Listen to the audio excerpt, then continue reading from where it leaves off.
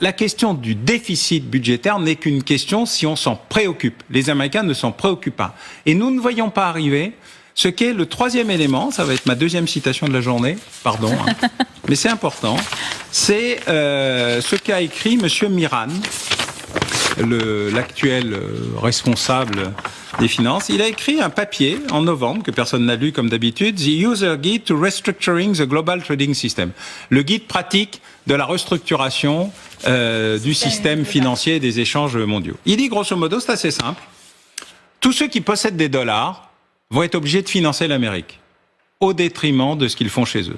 Nous allons à la fois réduire la valeur du dollar pour redevenir compétitifs et augmenter la valeur du dollar tenu par les autres pour aspirer les dollars dont nous avons besoin. Autrement, nous ne sommes pas capables de financer à long terme ni notre déficit, ni notre modernisation, ni notre réindustrialisation, car nous nous préparons à un affrontement majeur avec la Chine.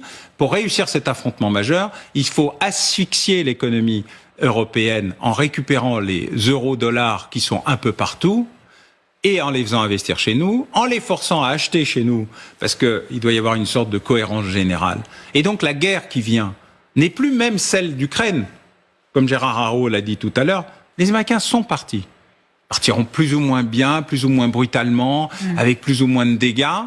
Mais sur le fond, la prochaine guerre, c'est la guerre du dollar. Et sur la guerre du dollar, il nous reste encore un petit bout d'euro qui est capable de fonctionner. Il nous reste l'unité de fonds globaux que les Chinois essayent de monter avec les Saoudiens et les Émiriens, que nous ne regardons pas, mais qui essayent de monter une troisième capacité d'eux. Et puis les cryptos, qui sont une nouvelle monnaie, dont nul ne sait exactement où elle se situe, mais qui pourrait être la première monnaie basée en fait, les stablecoins, sur l'or américain. Et si vous regardez ce qui est en train de se passer sur est-ce qu'on a encore des réserves d'or, est-ce qu'elles existent encore, est-ce que je peux aller à Fort Knox voir si elles sont toujours là, en fait l'arrière-pensée, c'est le retour de l'ordre. C'est-à-dire un deuxième Bretton Woods, 50 ans après, provoquant les mêmes effets de déstructuration des vieilles économies sur un principe simple, il n'y a qu'un seul empire, l'empire américain, et nous sommes là non seulement pour le supporter, le financer et vivre sans. Et l'Europe a tellement tardé à s'émanciper de la protection américaine. Oui, mais c'est trop tard, donc c'est fini.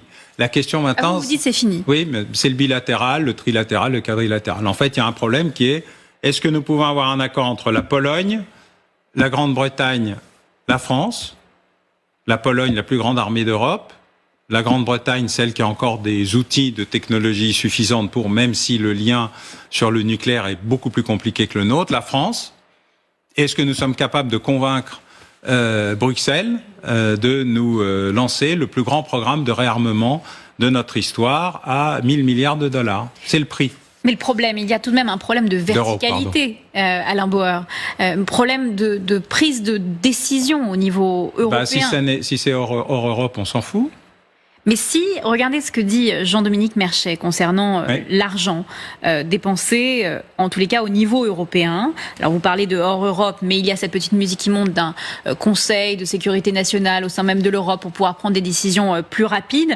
Il dit avec autant d'argent, d'effectifs et d'usines, les Européens devraient pouvoir faire beaucoup mieux. Il a raison. S'ils n'y parviennent pas, c'est qu'ils ont un problème systémique d'organisation et de volonté. Sans régler celui-ci, dépenser plus reviendra à verser de l'eau dans le tonneau des Danaïdes. C'est pour ça que je propose qu'il y ait un club à 4.